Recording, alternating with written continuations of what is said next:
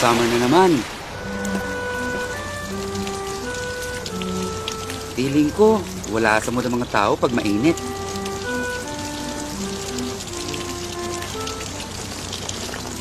Actually, di naman talaga ganun kainit eh. Mukhang wala naman pong sira. Nagpitan ko lang pong wire.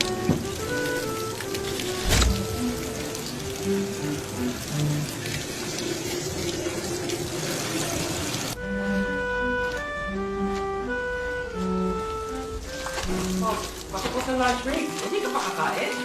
Wala naman akong ginagawa. Pero parang iba talagang effect ng init ng mga tao. Hello sir, ano po? Kaya nag-grab car ako. Hindi rin madaling magluto pag summer.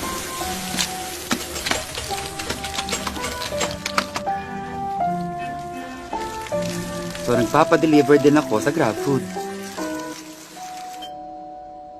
Kuya, mukhang madalas tayo magkikita ngayong summer ah.